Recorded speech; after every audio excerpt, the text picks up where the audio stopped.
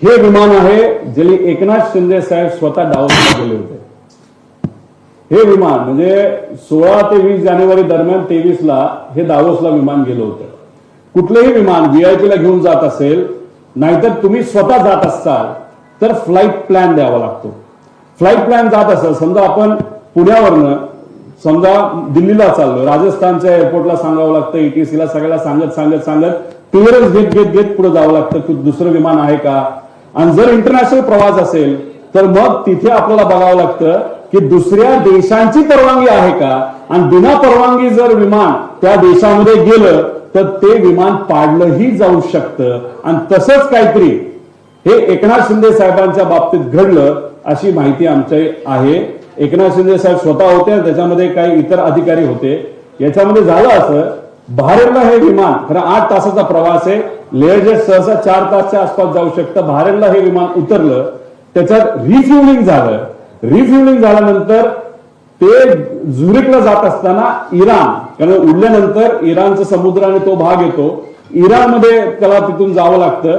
इराणच्या देशाने म्हणजे आता इराण आता वॉरमध्ये आहे, तुम्हाला माहिती आहे की त्या विमानाला जवळ जाऊन आम्हाला जे कळालेलं आहे कदाचित दुसरे फायटर जेट सुद्धा तिथे आले होते आणि त्यांनी सांगितलं होतं तुम्ही जर आत्ताच्या आत्ता नाही वळला तर तुमचं विमान आम्ही पाडू. हे इराणच्या एअर डिफेन्सनी त्या ठिकाणी सांगितलं होतं. त्याच्यात कोण बसलं होतं? एकनाथ शिंदे साहेब बसले होते. मग इराणवरनं ते इराकच्या साईडला गेलं, इराकनी सुद्धा हेच केलं. मग त्याच्यामध्ये 2 गोष्टी आहेत. मग अजितदादांच्या बाबतीत जे घडलं ते भारतात घडलं, महाराष्ट्रात घडलं, ते बारामतीत घडलं. मग या बाबतीत इंटरनॅशनल ग्राउंडला VSRला हाताशी धरून, नाही तर VSR स्वतः दुर्लक्ष केल्यामुळे, नाही तर मुद्दामून एकनाथ शिंदे साहेबांच्या बाबतीत सुद्धा तोच प्रकार होणार होता का, असा प्रश्न आम्हाला होऊ शकतो. याबद्दलची माहिती ही DGCA काय प्रसिद्ध केली आहे का? एकनाथ शिंदे साहेब या बाबतीत स्पष्टपणे सांगू शकतात. पण जी माहिती आमच्यापर्यंत आलेली आहे ती आमच्यापर्यंत आलेली आहे. परत ते विमान बहारेनला आणलं गेलं आणि बहारेनला आल्यानंतर सगळ्या परमिशन तिथे घेतल्या आणि मग झुरिकला तिथे गेलं. म्हणून आम्ही सांगतो VSR या कंपनीवर तुम्ही विश्वास ठेवू नका. कधी काय होईल, कधी काय केलं जाईल हे कोणाला सांगता येत नाही. आणि मग एकनाथ शिंदे साहेबांच्या बाबतीत सुद्धा हे घडलं असं आम्हाला कळलं. एकनाथ शिंदे साहेब नाहीतर इतर काही जे काही कुणी अधिकारी असेल ते स्पष्टपणे तिथं सांगू शकतील. इराक आणि इराणमध्ये वॉरकडनं आपल्याला काही डेटा मिळू शकत नाही, बहारेनकडनं मिळाला तर आपल्याला ते कळू शकतं. त्याच्याच बरोबर VSR व्हेंचर हे 6 महिन्यासाठी हे UAE मध्ये बँड होतं का? जेव्हा कोविडचा काळ होता, कोविडच्या काळामध्ये लोक जिथे कुठं होती, प्रायव्हेट जेट हे एक व्यक्ती नाही तर एक कंपनी बुक करतं, तर तुम्हाला सीट विकता येत नाही, त्याला कमर्शियल लायसन्स लागतं. पण VSR हे पैसे कमवच्या नादामध्ये पेशंटकडनं सुद्धा भरमसाठ पैसा घेत होतं आणि त्यासाठी UAE मध्ये त्यांना 6 महिन्यासाठी बॅन केलं होतं. हा फार मोठा विषय आहे.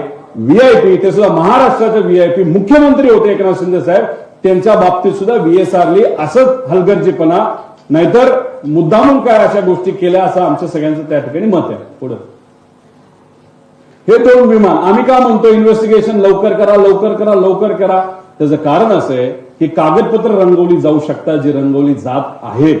आणि त्याच्याच बरोबर जी विमानं आज महाराष्ट्रात आहेत ती हळूहळू बाहेर ढकलली जातात. हे 2 विमानं आम्हाला कळाले. आणि खास करून हे लेगेसी 600 जे हैदराबादला होतं म्हणजे जिथं आंध्र प्रदेशमध्ये होतं, ते कोणाकडे होतं काय होतं याचा खोलात जाणार नाही. ते विमान आता आम्हाला जे कळालेलं आहे ते आता सॅन मरिनो USA हे ट्रान्सफर करण्यात आलेलं आहे ऍक्सिडेंट नंतर आणि आपल्या प्रेस कॉन्फरन्स घेतल्यानंतर. म्हणजे हळूहळू कागद तर रंगवले जातात पण धंदा सुद्धा शिफ्ट करण्याचं काम तिथं सुरू झालंय असं आपल्याला म्हणावं लागेल. आणि जर तुम्ही चोर नसालच घाबरता कशाला, पण चोरच घाबरू शकतो हे आपल्या सगळ्यांना तिथं माहिती. हा व्हिडिओ जय पवार माझे बंधू यांनी तो दिलेला टाकलेला व्हिडिओ आहे. ते पण आपापल्या लेवलला त्यांच्या लेवलला जी काय माहिती मिळते ती लोकांसमोर आणि तुमच्या माध्यमातून लोकांसमोर आणण्याचा प्रयत्न करतात. हे आहेत महाशय रोहित सिंग जे झोपलेत. तुम्ही म्हणसाल हे लेफ्ट साईडला झोपलेत म्हणजे हे कदाचित को पायलट असतील, लेफ्ट साईडला बसलेत म्हणजे हे मेन पायलट आहेत. आणि आमचा अंदाज आहे, म्हणजे अंदाज आहे, हे खरं खोटं माहित नाही, ही जी मुलगी आहे ती दादांच्या विमानामध्ये पाठक ज्या होत्या ती कदाचित ती मुलगी ती असू शकते असं आमचं मत आहे. ती मुलीने काय केलं, ती को पायलट आहे, कारण का ती राईट साईडला बसली आहे. तिच्या कानाला तिथं हे लावलेलं आहे ऐकण्यासाठी, एटीसीसी बोलण्यासाठी, ते तिच्या कानाला आहे. तीच एंट्री करते, तीच विमान चालवते. आणि हे महाशय मात्र तिथं सिव्हिल ड्रेसमध्ये, हे सिव्हिलचे कपडे आहेत. आता सिव्हिल ड्रेसमध्ये बसले, काही लोक म्हणतील 15 मिनिटं झोपला असेल, बॅग घेऊन बसलेले आहेत. आता ह्याच्यात कदाचित ते उद्या जाऊन प्रेस कॉन्फरन्स घेतील, काहीतरी सांगतील, ते सांगतील तेव्हा अजून माझ्याकडे एक्स्ट्रा माहिती, ती माहिती मी नंतर तिथं सांगेल. ही वृत्ती प्रवृत्ती त्यांची होती. आणि ह्याच्यात अजून एक गोष्ट घडलेली आहे की रोहित सिंग आणि ह्या सगळ्या मालकांना अशी सवय असायची की तिथं एका पत्रकारांनी हा रिपोर्ट तिथे टाकला होता, नंतर बरंच मोठं काय झाला त्याच्यामध्ये विषय आणि तो दाबला गेला. त्याच्यामध्ये एका पॅसेंजरलाच को पायलट म्हणून दाखवलं, कपडे घालून बसवले, आणि मग ते एक फार मोठी केस झाली होती. तो वेगळा विषय. म्हणजे मला काय सांगायचंय, व्हीएसआर आणि तुमचं डीजीसी हे मिली बघत असल्यामुळे आमची भीती अशी आहे, हे दोघं एकत्र मित्र असल्यामुळे, खास हे सगळे एकत्रित असल्यामुळे कागदपत्र हे मॅन्युप्युलेट करू शकतील असं आमचं मत आहे. पुढे केंद्र सरकार विरुद्ध एक कोणतरी कुमार नावाचा एक व्यक्ती, त्याच्यामध्ये ऍक्सिडेंटल डेथ रिपोर्ट असेल तरी तुम्हाला तिथे एफआयआर करता येतो, तो तुमचा अधिकार आहे. आणि त्या अधिकाऱ्यापासून तर मला वंचित ठेवलं. याच्यामध्ये याच्यामध्ये आपण एफआयआर का गरजेचं होतं मी आपल्या सगळ्यांना सांगितलं. मॅन्युप्युलेशन होऊ नये, का पटकनी हा तपास त्या ठिकाणी व्हावा. आणि हे जे संबंधित मंत्र्यांचे जे काय राजीनामा का घ्यायचा, कारण मी तुम्हाला सांगितलं डीजीसी वगैरे त्यांच्या अंतर्गत व्हीएसआरचं त्यांचं रिलेशन आहे. आणि एफआयआर झाल्यानंतर इन्व्हेस्टिगेशनला एक व्यापकता त्याच्यामध्ये येईल. अॅरोला का करावं, अधिकारी म्हणजे त्यांनी ते विमान दिलं, ती व्हीएसआर कंपनी तिथे इंट्रोड्यूस केली, त्याच्यात अधिकारी आहेत, त्या ग्रुपमध्ये अधिकाऱ्यांचं नाव मी घेतलं, कलम तुम्हाला सांगितला. त्यानंतर व्हीएसआर का, आता एवढे पुरावे दिल्यानंतर व्हीएसआर का, ह्याच्या पुढे मी काय सांगणार नाही. आणि डीजीसी आहे का, की डीजीसीच मदत करते. आणि क्रिमिनल जे 5वा आहे त्याच्यामध्ये क्रिमिनल अँगल असल्यामुळे जी व्यक्ती आणि संस्था त्या क्रिमिनल कॉन्स्पिरन्सीच्या मागे असतील तर मग ते इन्व्हेस्टिगेशन व्हावं, यासाठी आम्ही एफआयआर मागत होतो. पुढे सीआयडीचा तपास नेहमी एवढंच जलद गतीवर आहे, चाललंय पुढे चाललाय पुढे चाललाय. पण काय चाललंय ते म्हणाले एआयबी रिपोर्टवर आमचं जास्त अवलंबून आहे. पण एआयबी रिपोर्टमध्ये जर डिस्क्रिपन्सीज येत असतील, त्याच्यामध्ये चुका असतील, तर मग हे कसं, म्हणजे हे कसा तपास पुढे जाणार अशी आम्हाला शंका त्याच्यामध्ये वाटते. काही लोक म्हणले तुम्ही मुंबईमध्ये का प्रयत्न केला, तो माझा अधिकार आहे. बारामतीमध्ये जाऊन गर्दी होऊ नये म्हणून आम्ही काय केलं की मुंबईला जेव्हा डीजीसीएचा एक प्रायमरी रिपोर्ट 24 तारखेला आला, त्याच्यामध्ये त्यांनी अप्रत्यक्षपणे व्हीएसआर हे जबाबदार आहे हे सांगितलं होतं. त्या अनुषंगाने त्या मुद्दा घेऊन 24 पर्यंत शांत बसलो आम्ही, फक्त रिपोर्ट यावा म्हणून. आणि रिपोर्ट आल्यानंतर एफआयआर हा मुंबईत काय केला, तर 0 एफआयआर हा आमचा अधिकार आहे, कुठेही करू शकतो. नंतर तो एफआयआर ट्रान्सफर होतो. पण तो अधिकार असताना सुद्धा आम्हाला तिथं काय करून दिलं नाही.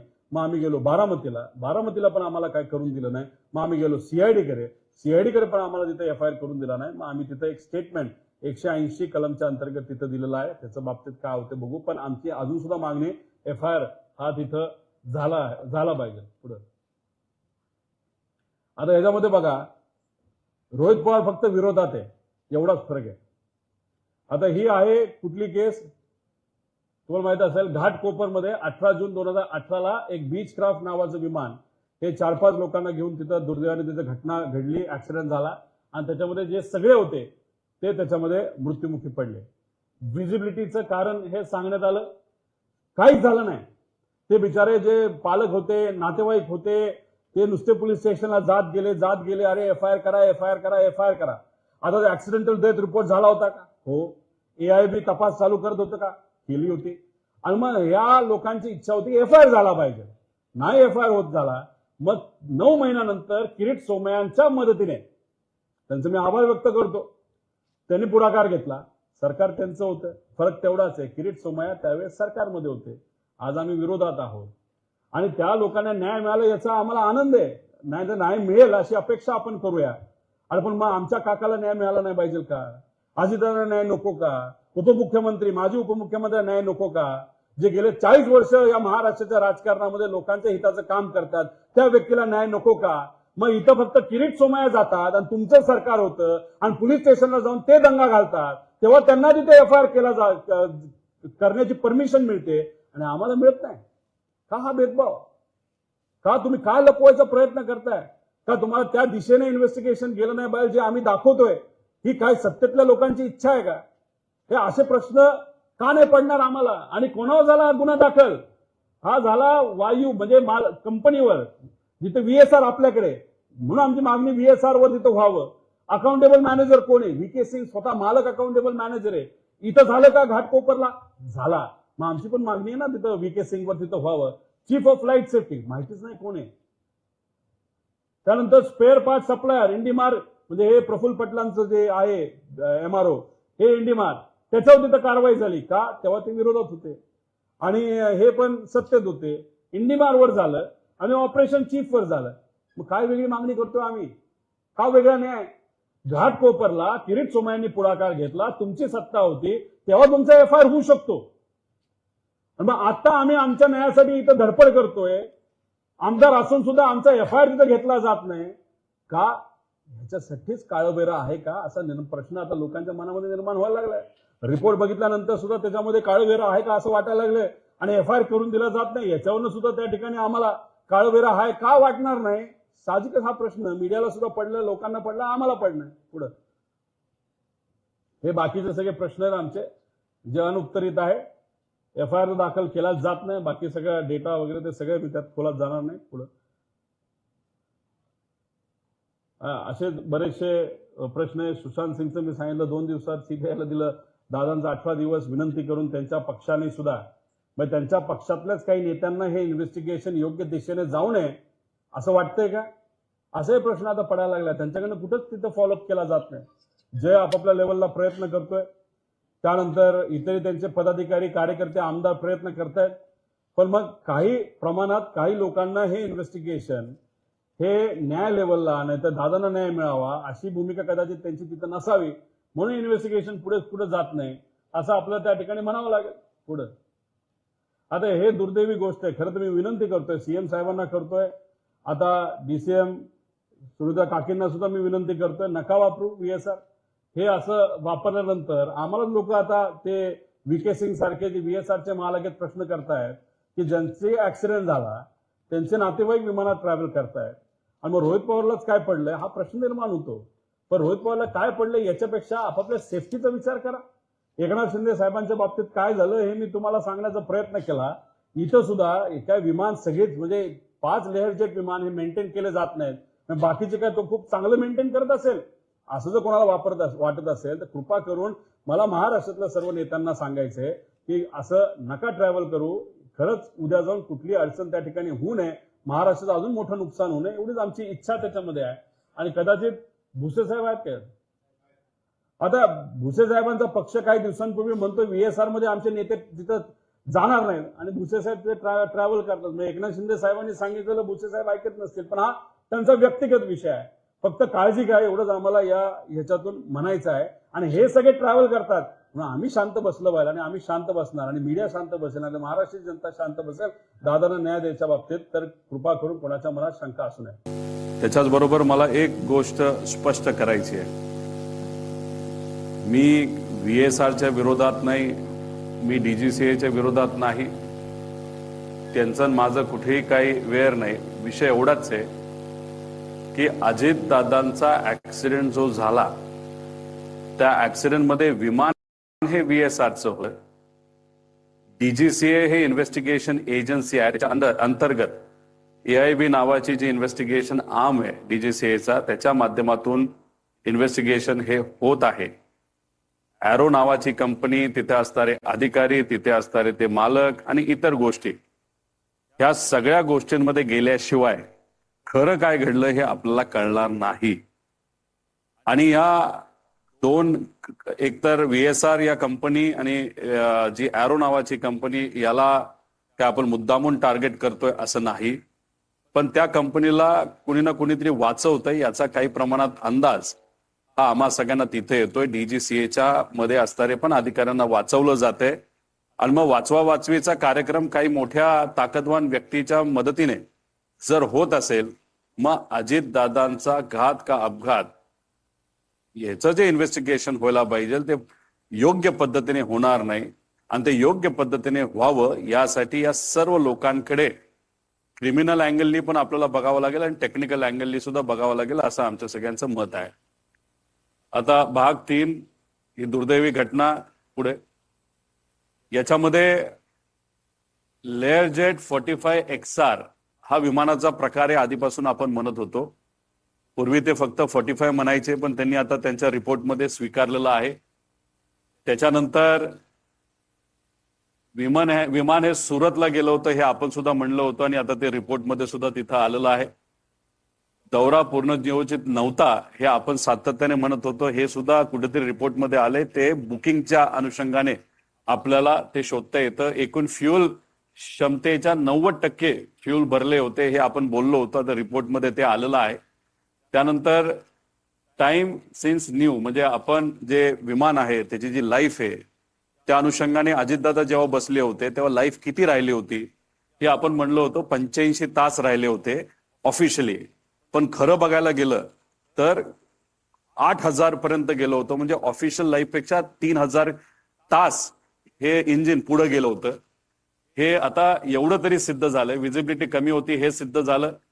29 वर रनवे 29 वर जे सेफ होता रनवे त्याच्यावर दोनदा मागून सुद्धा नंतर ते कॅन्सल करून 11 वर मुद्दामून पायलटच्या माध्यमातून लँड करण्याचा प्रयत्न त्या ठिकाणी झाला होता हे सुद्धा सिद्ध होतंय. आणि मुख्य पायलट काहीच बोलत नव्हता हे तुम्ही ट्रान्सक्रिप्ट मध्ये तिथं बघितलं असेल. पुढे आता ह्याच्यामध्ये जेव्हा एखाद्या व्हीआयपीच्या ऍक्सिडेंट बद्दल इन्व्हेस्टिगेशन केलं जात असेल, नाही तर कुठल्याही ऍक्सिडेंट बद्दल, खास करून विमानाच्या बद्दल, तर त्याच्यात कुठेतरी डोळ्यात तेल घालून त्या एजन्सीली नाही तर इन्व्हेस्टिगेशनची जी कुठली बॉडी आहे त्याली डोळ्यात तेल घालून इन्व्हेस्टिगेशन करण्याची जरूरत असते. कारण मीडियाचं लक्ष आहे, लोकांचं लक्ष आहे, मोठ्या नेत्यांचं लक्ष आहे. आम्ही प्रेझेंटेशनच्या मदतीने अनेक चुका लोकांसमोर त्या डीजीसीए बद्दल आणि व्हीएसआर कंपनीबद्दल आणलेल्या आहेत. आमची अपेक्षा होती की हा रिपोर्ट बनवत असताना घाई गडबडीने न करता, कारण अख्खा महिना या रिपोर्टसाठी घेतला, त्यात चुका होऊ नये अशी आमची अपेक्षा होती. पण सुरुवातीला जर आपण बघितलं तर बारामतीला जिल्हा करून टाकला ह्यांनी. आता याच्यामध्ये तुम्ही म्हणाल टायपिंग एररला काय फरक जातो. एक तर इन्व्हेस्टिगेशन करत असताना त्याच्यामध्ये कुठेही काही चुकलं नाही पाहिजे ही भूमिका नाही तर ही जबाबदारी त्या त्या लोकांची, त्या अधिकाऱ्यांची आहे. पण इथं जिल्हाच चुकवलाय आणि त्याच्यानंतर बारामती म्युन्सिपल महानगरपालिका अशी त्यांनी तिथं दाखवले जी नाहीये. म्हणजे या टायपोग्राफिकल एरर हे जे झाले त्याच्यावरनं AIB किती सिरियस आहे या रिपोर्ट बद्दल हे आपल्याला त्या ठिकाणी कळतं. आता ह्याच्यामध्ये तुम्ही जर बघितलं तर aircraft was observed to have bank toward the right, म्हणजे राईट साईडला बँक झालं होतं. म्हणजे जे पंखा असतो लेफ्ट साईडचा पंखा जर खाली असेल तर त्याला आपण लेफ्ट बँक बनतो. त्यामुळे हा व्हिडिओ बघितल्यानंतर सिद्ध होतं राईट बँक नव्हतं झालं, लेफ्ट बँक झालं होतं आणि ते लेफ्ट साईडला धावपट्टीचा पडलं होतं. तर आपल्या सगळ्यांना त्या ठिकाणी माहिती आहे. त्यामुळे या रिपोर्टमध्येच बेसिक जी गोष्ट आहे गोळी कुठं लागली हे जर आपण विचारायला गेलं तर डोक्याला लागली का पोटात लागली, खरं कुठं लागली, जर डोक्यात असेल तर इथं सांगण्यात आले की छातीत लागली. मग इथं बेसिकच जे ऑब्झर्वेशन आहे ते या रिपोर्टरचं नाही तर सॉरी त्या AIB या संस्थेचं चुकलंय या रिपोर्टमध्ये असं आमच्या सगळ्यांचं मत आहे. पुढं त्याच्यानंतर इथं रिपोर्टमध्ये तुम्ही बघितलं असेल चर्चा एका झाडाची आहे. रिपोर्टमध्ये झाडे सांगितलेत म्हणजे ट्रीज सांगितलेत. आता ह्याच्यामध्ये अशी कुठली झाडं होती तिथे की ज्याच्यावर हे विमान ज्या झाडांना धडकून, झाडांना एक झाड नाही अनेक झाडांना धडकून हे खाली त्या ठिकाणी पडलं. तर ह्याच्यामध्ये आम्ही थोडंसं बघितलं या बाजूला जिथं हे विमान इथं पडलं होतं तर इथं कुठंच तिथं झाड जे दिसत नाही, हे झुडूप आहे. पण या झुडपाला काही विमान तिथं टच सुद्धा झालं नव्हतं. त्यानंतर हे तुम्हाला दिसलं. पुढे घ्या. आता हे माऊली रायते म्हणून लोकल चांगले तिथले पत्रकार आहेत, त्यांनी अख्खा रिपोर्ट आहे तो मोठा आहे. 28 जानेवारी तुमचा घेणार नाही. पण याच्यामध्ये आपण जर बघितलं तर हा व्हिडिओ आम्ही काढलाय. तिथे हे झुडपं सोडली पण ही झुडपाची हाईट आणि विमान पडल्याची हाईट ही मॅच त्या ठिकाणी कुठंच होत नाही. त्यामुळे रिपोर्टमध्ये झाडांना धडकलं इथंच या AIBचं चूक त्या ठिकाणी झालेलं आहे.